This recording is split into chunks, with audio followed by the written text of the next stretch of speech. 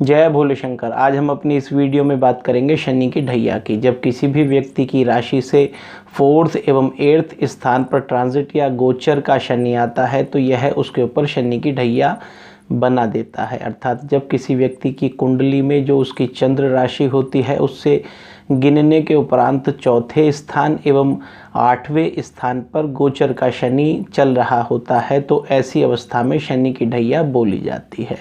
शनि की ढैया जहां अधिकतर घातक परिणाम ही करती है, वहीं कभी कभी किसी जातक के लिए यह बहुत ही अच्छा साबित होने वाली ढैया कहलाती है। क्योंकि जहां किसी भी व्यक्ति के लिए जब 4th हाउस में शनि आता है तो यह प्रथम ढैया, एवं जब 8th हाउस में शनि आता है गोचर का तो यह दूसरी ढैया कहलाती है। किसी भी व्यक्ति के लिए जहां पहली ढैया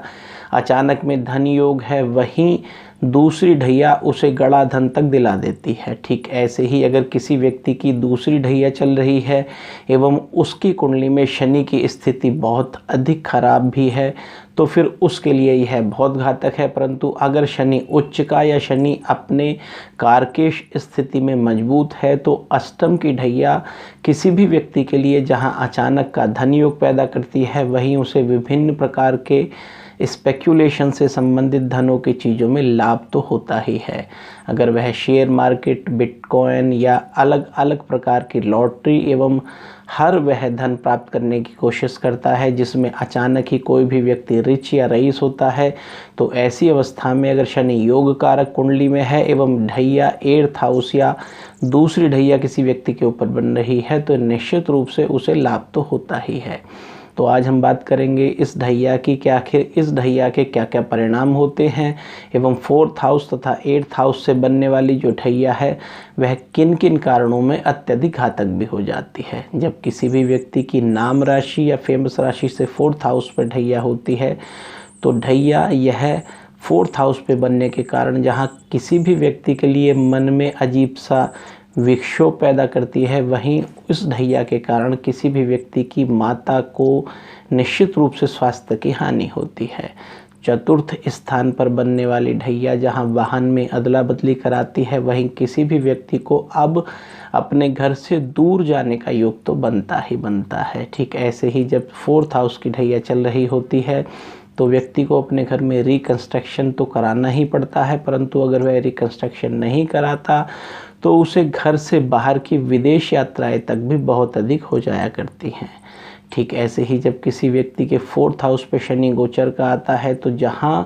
उसके यह अपनी 10th दृष्टि से लग्न को या उसकी चंद्र राशि को पूरा देखने लगता है, वहीं इस शनि के 4th हाउस के गोचर के द्वारा व्यक्ति को अलग अलग क्षेत्रों में फ़ायदा भी होता है। कुछ क्षेत्र ऐसे होते हैं जो शनि के ही कारक हैं, उन लगभग हर क्षेत्र में शनि प्रभावित इस ढैया के व्यक्ति को निश्चित रूप से धन का लाभ होता है। वहीं 8th हाउस पर चलने वाली ढैया जहां किसी भी व्यक्ति के लिए बहुत ही अचानक के धन की कारक है, वहीं यह मोड़ पर एक्सीडेंट भी दिया करती है। वह सभी व्यक्ति जिनके 8th हाउस में गोचर का शनि चलता है, इन्हें दूसरी ढैया लगी होती है एवं अब इन्हें विशेष सावधानी सड़क पर चलते हुए तो बरतनी ही बरतनी चाहिए, अन्यथा उनको विभिन्न प्रकार के एक्सीडेंटों का सामना करना पड़ेगा। जहां 4th हाउस की ढैया 8th हाउस की तुलना में कभी कभी योग कारक है, वहीं 8th हाउस की ढैया 4th हाउस की तुलना में बहुत योग कारक किसी किसी अवस्था में एवं किसी किसी जातक के लिए हो जाया करती है। पहले थोड़ा 4th और 8th हाउस को समझ लेते हैं, उसके उपरांत शनि में इनकी उपस्थिति के कारण बनने वाली ढैया आपको आसानी से समझ में आ जाएगी। तो जब 4th हाउस जहाँ माता का है, वहीं 8th हाउस मृत्यु का है। 4th हाउस जहाँ किसी भी व्यक्ति के सुख का है, 8th हाउस वहीं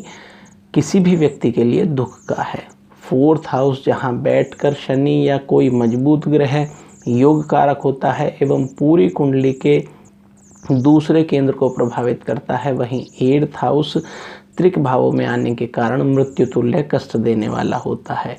4th हाउस जहां सुख, वाहन, ज़मीन, माता का कारक है, वहीं 8th हाउस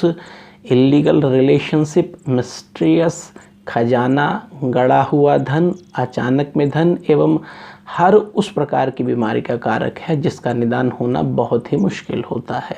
तो 4th हाउस में जब किसी भी व्यक्ति के शनि आता है तो उसको यह प्रथम ढैया का सामना करना पड़ता है एवं इस प्रथम ढैया में जहां उस व्यक्ति की माता के स्वास्थ्य को लेकर उसे चिंता होती है, वहीं अब वह फील करता है कि उसका मन घर में नहीं लगता। घर में बिना बात की कलह सुबह से ही शुरू हो जाती है। वहीं जितना वह घर से दूर जाने का प्रयास करता है, घर उसे अपनी ओर खींचने लगता है। जब किसी भी व्यक्ति के 4th हाउस से ढैया चल रही होती है तो उसे पूरे घर की चिंता होती है, परंतु पूरा घर उसके लिए बिल्कुल भी चिंतित नहीं रहा करता। 4th हाउस में बैठे हुए शनि के कारण जहां इस शनि की दृष्टि 3rd दृष्टि या तीसरी एस्पेक्ट 6ठे घर को देखती है, 7वीं दृष्टि 10वें घर को देखती है एवं 10वीं दृष्टि उसके चंद्र राशि या उसकी राशि को देखती है। इसलिए शनि यहाँ पर एक दृष्टि में लाभकारी एवं 2 अन्य दृष्टियों में हानिकारक हो जाता है। छठी जो स्थान की दृष्टि शनि की है, क्योंकि वह 3rd एस्पेक्ट पड़ रही है, तो यहाँ शनि जहाँ किसी भी व्यक्ति को पेट संबंधी बहुत अधिक रोग प्रथम ढैया में देता है, वहीं 10th हाउस को देखने के कारण